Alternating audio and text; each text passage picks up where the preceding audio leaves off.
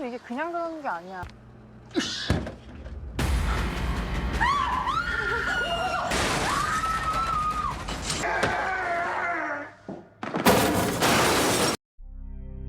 Hello fox, तो क्या हाल चाल आपके। तो अक्सर हम लोग पैसे बचाने के चक्कर में ऑनलाइन पुरानी चीज़ें परचेज कर लेते हैं, पर ज़रा सोचो अगर वही चीज़ गलती से आप किसी सीरियल किलर से ले लो तो क्या होगा। तो आज की कहानी शिन नाम की लड़की की है जो कि जाने अनजाने में सीरियल किलर से डील कर लेती है। तो आइए देखते हैं इस डील का अंजाम क्या होगा। तो बढ़ती महंगाई के कारण लोग ज़्यादा खर्चा नहीं करते। अगर उन्हें किसी चीज़ की ज़रूरत पड़ती है तो उसे ऑनलाइन सेकेंड हैंड मार्केट से परचेज कर लेते हैं। ये ऑनलाइन मार्केट आज की डेट में सबसे ज़्यादा प्रॉफिट में है। और इसी तरह एंडी नाम का लड़का अपने iMac को ऑनलाइन पोस्ट कर देता है क्योंकि उसे पैसों की ज़रूरत है। पर बाय करने वाले सारे मेल थे और एंडी को बायर फीमेल चाहिए ताकि पैसों के साथ थोड़ी दोस्ती हो सके। और तभी उसे यॉन नाम की लड़की दिखती है जो कि बाय करने से पहले iMac को देखना चाहती है। एंडी उसे घर का एड्रेस भेज देता है कि घर आके चेक कर लेना। अब इसके बाद हमें शिन नाम की आर्किटेक्ट को दिखाया जाता है जिसके लोग हर प्रोजेक्ट में कोई ना कोई गड़बड़ी कर देते हैं, जिस कारण उसे किम से डांट पड़ती रहती है। किम शिन का बॉस है, पर मनी मन में किम शिन को पसंद करता है और ये बात शिन और उसकी फ्रेंड डेल्जा अच्छे से जानते हैं। पर शिन को किम में कोई दिलचस्पी नहीं, जबकि डेल्जा ये चाहती है कि प्यार का नाटक करके शिन अपना काम निकाले। पर शिन को किम में कोई दिलचस्पी नहीं। अब शिन ने रिसेंटली एक न्यू फ्लैट में शिफ्ट किया, पर उसकी वॉशिंग मशीन खराब हो चुकी है और मशीन की सर्विस के लिए कारीगर ने ढेर सारे पैसे मांग लिए। और तभी डेल्जा उसे कहती है कि मशीन को ठीक करवाने की कोई ज़रूरत नहीं, तुम्हें इसी रेट में पुरानी मशीन मिल जाएगी। मैंने ऑनलाइन पुराना माइक्रो लिया था जो कि अब तक अच्छे से काम करता है, तुम्हें वॉशिंग मशीन वहीं से मिल जाएगी। अब इसके बाद हमें एंडी के घर को दिखाया जाता है जहां यॉन की जगह उसका भाई पहुंचता है, जिसे देख एंडी का दिमाग खराब हो गया क्योंकि उसे सुंदर लड़की की उम्मीद थी। iMac को चेक करने के बाद यॉन का भाई एंडी को पैसे देता है, पर मौका मिलते ही वो एंडी को जान से मार देता है। एंडी को मारने के बाद वो उसके सारे रिश्तेदारों को मैसेज कर देता है कि मैं किसी लड़की के साथ थोड़े दिनों के लिए घूमने जा रहा हूँ। अब आप लोग सोच रहे होंगे कि ये आदमी कौन है, तो ये था सीरियल किलर जिसका नाम है गाय। अब एंडी को मारने के बाद किलर उसके घर की हर एक चीज को ऑनलाइन बेचना शुरू कर देता है, जिससे सीरियल किलर को ढेर सारे पैसों की कमाई हो जाती है। अब इस चीज से आप लोग सीरियल किलर के मकसद को समझ चुके होंगे। वो विक्टिम्स को मार के उसके घर की चीजों को ऑनलाइन बेच देता है, जिससे किलर को ढेर सारा प्रॉफिट हो जाता है। शिन की नजर एंडी के घर की वॉशिंग मशीन पे पड़ती है जिसे सीरियल किलर ने पोस्ट किया था। पैसे बचाने के चक्कर में शिन उसी वॉशिंग मशीन को परचेज कर लेती है, पर यह मशीन पहले से खराब थी और इस चीज का सीरियल किलर को नहीं पता था। कारीगर शिन को कहता है कि ये मशीन तुम्हारी पहली मशीन से ज्यादा खराब है। और ये सुन के शिन का दिमाग खराब हो गया। वो ऑनलाइन एंडी को ढूंढने की कोशिश करती है, पर उसे एंडी की कोई इन्फॉर्मेशन नहीं मिलती। शिन समझ चुकी थी कि एंडी ने उसे ठग लिया, पर पापा की परी जल्दी हार नहीं मानने वाली। वो पुलिस स्टेशन में ऑफिसर जा को रिपोर्ट कर देती है कि मुझे एंडी नाम के आदमी ने ठग लिया। मैंने इसे ढूंढने की काफी कोशिश की, पर मुझे ये नहीं मिला। जो शिन को कहता है कि हमारे पास ऐसे हजारों केस हैं, जैसे ही हमें कुछ पता चलेगा हम आपको रिपोर्ट कर देंगे। वैसे भी ऑनलाइन फ्रॉड तो होते रहते हैं, हम सबको अंदर नहीं डाल सकते। शिन के जाते ही ऑफिसर जो जा को डांटने लगता है कि ऐसे लोगों को समझा के भेज दिया करो, नहीं तो फालतू का समय खराब करेंगे। मतलब ऑफिसर जो कामचोर किस्म का ऑफिसर है। पुलिस में रिपोर्ट करके शिन को ये लग रहा था कि जल्दी पुलिस वाले एंडी को अरेस्ट कर लेंगे, पर तभी डेल्जा उसे कहती है कि पिछले साल मैंने भी एक फ्रॉड केस की रिपोर्ट की थी और पुलिस ने मुझे भी तुम्हारी तरह समझा के भेज दिया था, पर उन्होंने आज तक कोई एक्शन नहीं लिया।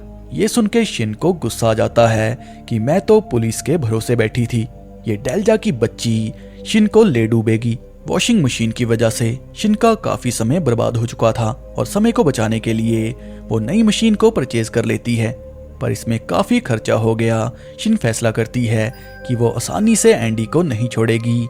वो एंडी की सर्च में लग जाती है, या फिर यूं कहूं कि सीरियल किलर की। थोड़ी सी मेहनत के बाद वो एंडी की आईडी को ढूंढ लेती है। एंडी की आईडी से और चीजें सेल पे लगी थी।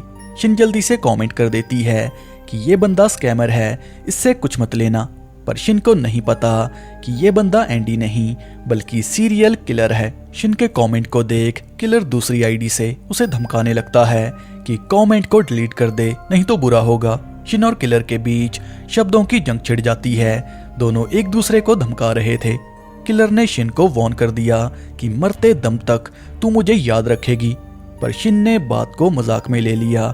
दूसरे दिन शिन को कई सारी स्पैम कॉल आती हैं कि हम आपसे चीजों को परचेज करना चाहते हैं। शिन समझ चुकी थी कि ये काम स्कैमर का है, वो उसे परेशान करना चाहता है। रात को थक हार के शिन जब घर पहुंचती है तो ढेर सारे डिलीवरी बॉय उसके घर पे खाना लेके आ जाते हैं, जिन्हें देख शिन समझ गई थी कि ये काम स्कैमर का है। शिन सबको समझा के भेज देती है कि ये किसी का प्रैंक था। दूसरे दिन घर के बाहर शिन एक नोटिस लगा देती है कि इस घर से कोई ऑर्डर नहीं किया गया। शिन ऑफिसर जो को सब बता देती है कि रिसेंटली मेरे साथ क्या हुआ।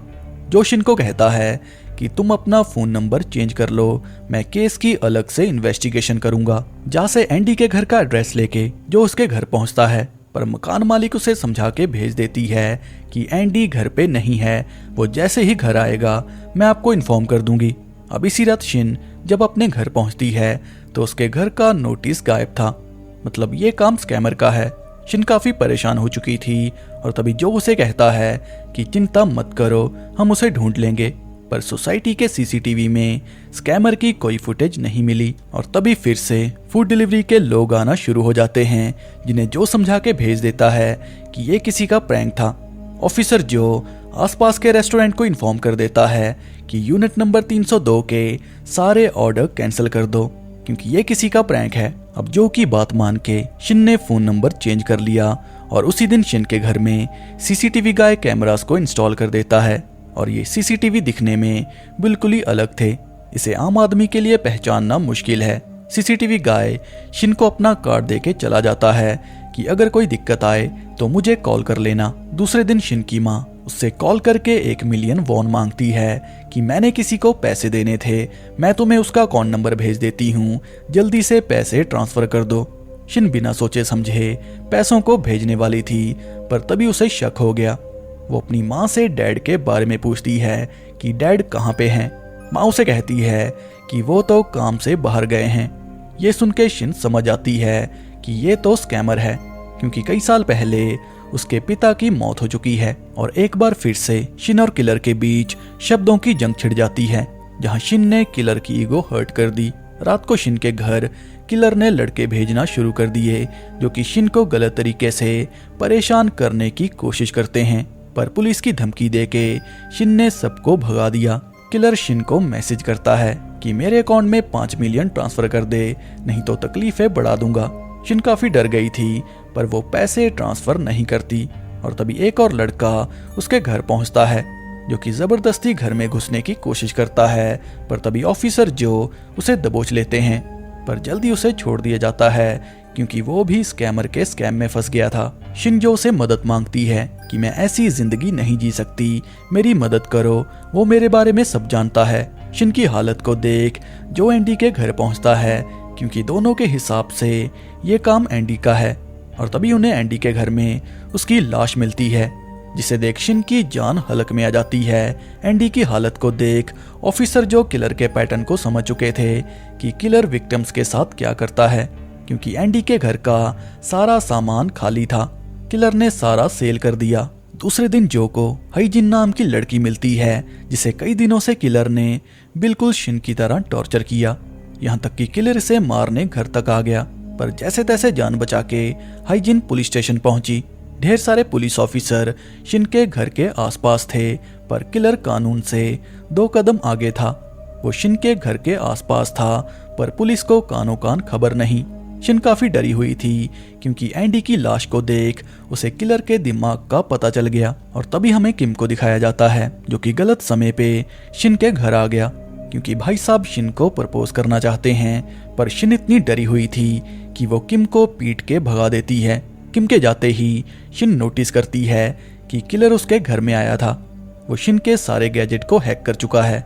शिनजो को सब बता देती है कि किलर घर पे आया था, हम उसे घर के सीसीटीवी में देख सकते हैं, क्योंकि किलर को सीसीटीवी का नहीं पता। पर किलर पहले से ही सीसीटीवी के मेमोरी कार्ड को निकाल चुका था। पर किलर ने सीसीटीवी को कैसे पहचाना, तो ये हमें थोड़ी देर में पता चलेगा। अब किलर की हरकतों से शिन इतना डर चुकी थी कि उसे सोते जागते किलर हॉन्ट कर रहा था, जिस कारण उसे हॉस्पिटल में एडमिट करना पड़ा। ऑफिसर जो को केस फाइल दिखाता है, जो कि एंडी के केस से मिलती जुलती थी, पर यह केस आज तक नहीं सुलझे क्योंकि किलर ने कोई एविडेंस नहीं छोड़ा। पर इन केस में एक चीज कॉमन थी, वो था फोन नंबर, जो कि सिमिलर था, जिसे जल्दी से ट्रैकिंग के लिए भेज दिया जाता है, क्योंकि हो सकता है ये नंबर उसी किलर का हो। हॉस्पिटल से छुट्टी करके शिन अपने घर चली जाती है, पर तभी उसे किलर की कॉल आती है कि अगर तू जिंदा रहना चाहती है तो मुझे 10 मिलियन वॉन कैश में चाहिए। किलर शिन को कहता है कि फोन को बंद रखो, पैसे कैसे देने हैं तुझे मैं बताऊंगा, पुलिस को कॉल करने की कोशिश मत करना। शिन के पास और कोई ऑप्शन नहीं था सिवाय किलर की बात मानने के। ऑफिसर बार बार शिन को कॉल कर रहा था, पर शिन का फोन बंद था। डर के मारे शिन के घर पहुंचता है और तभी एक ऑफिसर को उसी नंबर की ट्रैकिंग रिपोर्ट देता है। रिपोर्ट देखने के बाद को पता चलता है कि ये नंबर की आखिरी लोकेशन शिन के घर की थी। समझ गया था कि ये नंबर किलर के पास है। शिन को बचाने के लिए उसके घर भाग जाता है और तभी पे किलर ने अटैक कर दिया। को बेहोश करके किलर उसे मारने वाला था, पर आसपास पब्लिक थी, जिस वजह से की जान बच जाती है।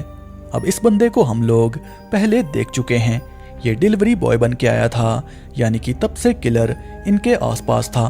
किलर को शिन के घर में घुसते समय किम ने देख लिया। किम समझ गया था कि इसी की वजह से शिन इतनी परेशान है। अब यहाँ पे किम के मन में ये चल रहा था कि स्कैमर को दबोच के मैं शिन के सामने हीरो बन जाऊंगा, पर उल्टा किलर ने किम को मार दिया।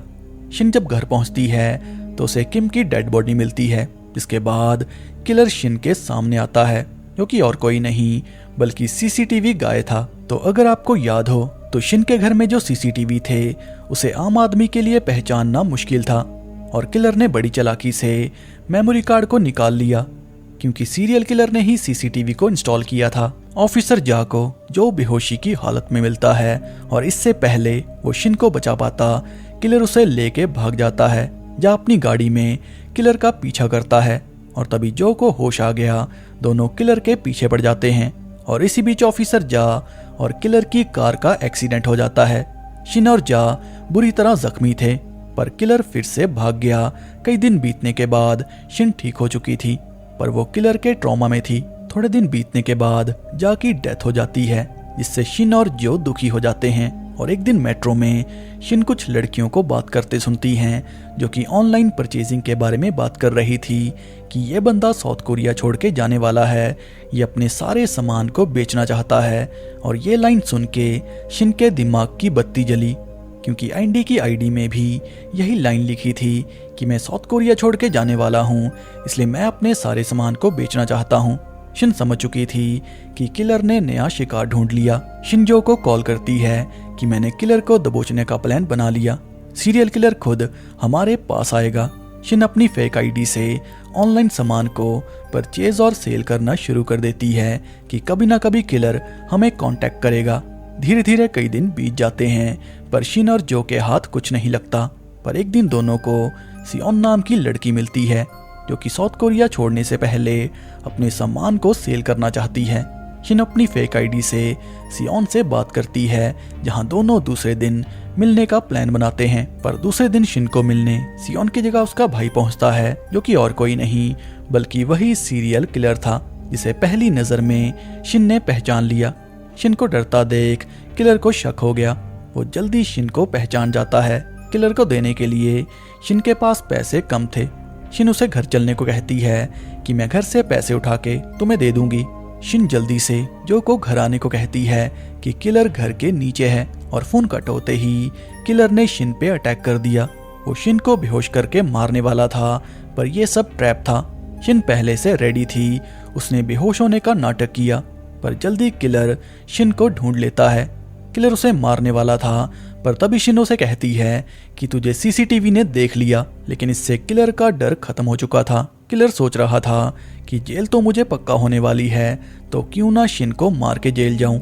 और दूसरा ऑप्शन ये था कि प्लास्टिक सर्जरी से मैं अपने चेहरे को चेंज कर लूंगा, क्योंकि साउथ कोरिया में प्लास्टिक सर्जरी नॉर्मल बात है। अब जैसे डॉक्टर मूवी में प्लास्टिक सर्जरी करके डॉक्टर चॉय बचा था, उसी तरह का प्लान यहाँ पे किलर का था। किलर शिन को मारने ही वाला था कि तभी जो आके शिन को बचा लेता है, पर किलर को रोकना इम्पॉसिबल था और आखिरकार किलर को लेके जो बिल्डिंग से नीचे कूद जाता है। पर किलर अब भी जिंदा था, वो शिन को अब भी मारना चाहता है, लेकिन आखिरी सांस लेने से पहले जो ने किलर को मार दिया, जिसमें शिन ने जो की मदद की और आखिरकार किलर की मौत हो जाती है। अब कई दिन बीतने के बाद शिन थोड़ा हील हो चुकी थी, पर किलर के ट्रॉमा ने उसकी जिंदगी को बदल दिया और इसी के साथ ये कहानी यहीं पर एंड हो जाती है। तो एंडी की आईडी से किलर ने ये लिख के मशीन को सेल पे लगाया था कि मैं कोरिया को छोड़ के जाने वाला हूँ, मुझे पैसों की ज़रूरत है, जिस कारण मैं मशीन को जल्दी बेचना चाहता हूँ।